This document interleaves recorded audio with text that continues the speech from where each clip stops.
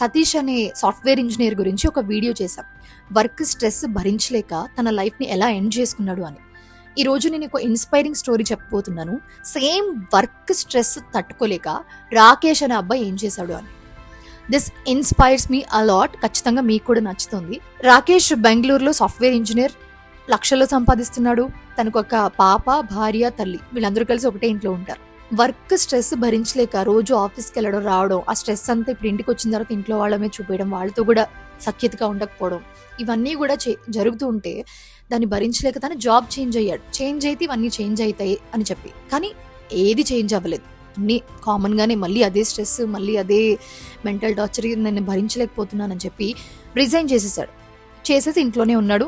కుటుంబ సభ్యులు కూడా తనకి సపోర్ట్ చేశారు, ఎందుకంటే తన సిచ్యువేషన్ చూసి.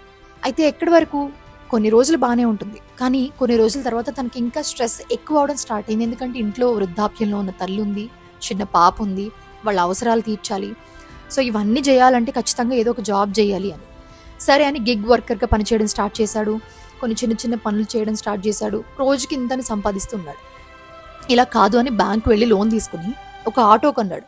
ఆటో నడపడం స్టార్ట్ చేశాడు. తన లైఫ్ చేంజ్ అయిపోయింది. రోజుకి 600 నుంచి 800 సంపాదిస్తున్నాడు. చాలు, నాకు ఇంకేం వద్దు, నేను చాలా పీస్ఫుల్గా ఉన్నాను, నా ఫ్యామిలీతో హ్యాపీగా ఉన్నాను, నాకు ఎవరేమనుకుంటారు, ఎవరేం చేస్తారు, ఇవన్నీ నాకు అనవసరం. ఎందుకంటే నేను స్ట్రెస్లో ఉన్నప్పుడు, లేకపోతే నేను భరించలేనంత ఒత్తిడిలో ఉన్నప్పుడు నన్ను ఎవ్వరూ పట్టించుకోలేదు. నా అంటూ నాకు నిలబడింది నా ఫ్యామిలీ మాత్రమే. వాళ్ళని నేను బాగా చూసుకోవాలి అని చెప్పి ఆటో నడపడం స్టార్ట్ చేశాడు, ఏ మాత్రం మొహమాట పడకుండా.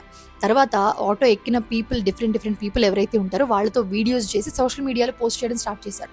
తన పాపతో రీల్స్ చేయడం స్టార్ట్ చేశాడు. ఇట్లా డిఫరెంట్ రీల్స్ చేస్తూ సోషల్ మీడియాలో ఫేమస్ అవడంతో చూసిన నెటిజన్స్ అంతా కూడా తనకి కమెంట్స్ చేస్తున్నారు, నిజంగా ఇలాంటి పని చేయడానికి నీకు చాలా ధైర్యం ఉండాలి బాస్ అని చెప్పి. ఆఫీస్లో ఉన్న వర్క్తో, స్ట్రెస్తో లైఫ్ని ఎండ్ చేసుకునే కన్నా ఇది చాలా ఉత్తమం. చిన్న పనే కావచ్చు, కాకపోతే మనసుకి హాయిగా ఉంటుంది కదా అని చెప్పి అందరూ చెప్తూ ఉన్నారు. సో మీరేమంటారు?